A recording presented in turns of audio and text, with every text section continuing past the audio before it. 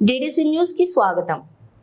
ఎలాంటి ఆంక్షలు లేకుండా రైతులకు 2 లక్షల రుణమాఫీ చేయాలని డిమాండ్ చేస్తూ నిర్మల్ జిల్లా కేంద్రంలోని బీజేపీ పార్టీ ఆధ్వర్యంలో నిర్వహించిన రుణమాఫీపై రైతు ధర్నా కార్యక్రమంలో పాల్గొన్న బీజేపీ రాష్ట్ర కార్యవర్గ సభ్యులు భోస్లే మోహన్ రావు పటేల్ భారతీయ జనతా పార్టీ రాష్ట్ర శాఖ పిలుపు మేరకు నిర్మల్ జిల్లా కేంద్రంలోని బీజేఎల్పీ నేత ఏలేటి మహేశ్వర్ రెడ్డి ఆధ్వర్యంలో నిర్వహించిన రైతు ధర్నా కార్యక్రమంలో ఎంపీ గూడెం నగేష్ మరియు జిల్లా అధ్యక్షులు అంజుకుమార్ రెడ్డి గారితో పాటుగా పాల్గొని ప్రభుత్వం రుణమాఫీపై అనుసరిస్తున్నటువంటి తీరును ఎండగట్టిన మోహన్ రావు పటేల్ ఎలాంటి షరతులు లేకుండా 2 లక్షల రుణమాఫీ తక్షణమే చేయాలన్నారు.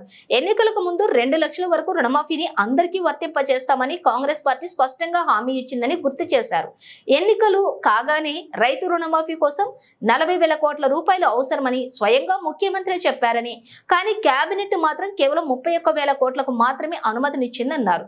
ఇక బడ్జెట్ లో 26,000 కోట్లకు మాత్రమే ఆమోదం తెలిపి రైతులను మోసం చేశారని అన్నారు. బడ్జెట్ లో కేటాయించిన 26,000 కోట్లలో నుంచి కేవలం 18,000 కోట్ల రూపాయలే ఖర్చు చేసి రైతులను నిలువున ముంచినట్లుగా తీవ్రంగా మండిపడ్డారు. రైతు రుణమాఫీ జరగక ఆందోళన చేస్తున్నటువంటి రైతులకు అండగా ఉండాల్సింది పోయి మంత్రులు, కాంగ్రెస్ పార్టీ నాయకులు రైతులను మరింత గందరగోళానికి గురి చేస్తున్నారని మోహన్ రావు పటేల్ ఆగ్రహం వ్యక్తం చేశారు.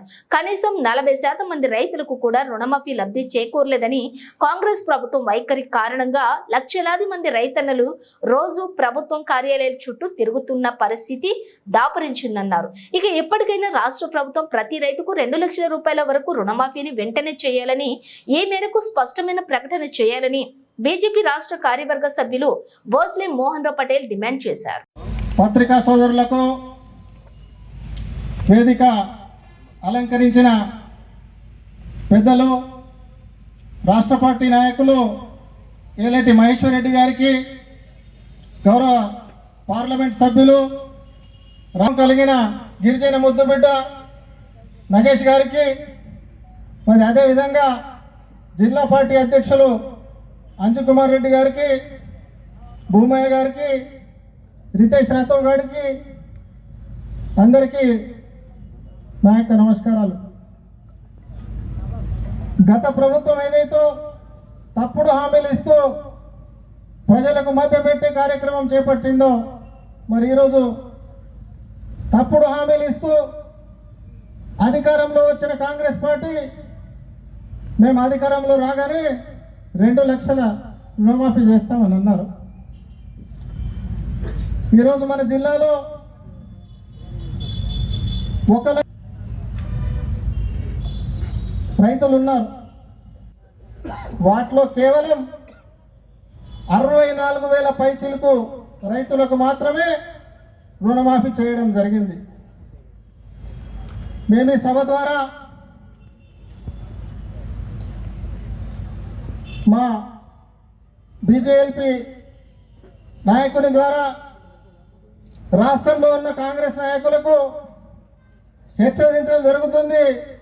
మీరు ఏదైతే హామీ ఇచ్చారో తప్పకుండా 2 లక్షల రుణమాఫీ చేసేంత వరకు మా పార్టీ పోరాటం చేస్తూ ఉంటుంది.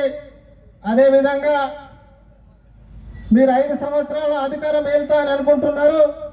కేవలం అది మీ భ్రమ మాత్రమే. తప్పకుండా 2027లో జమిలీ ఎన్నికలు రాబోతున్నాయి. రాష్ట్రంలో భారతీయ జనతా పార్టీ ప్రభుత్వం, అదేవిధంగా కేంద్రంలో కూడా భారతీయ జనతా పార్టీ ప్రభుత్వం రాబోతుంది.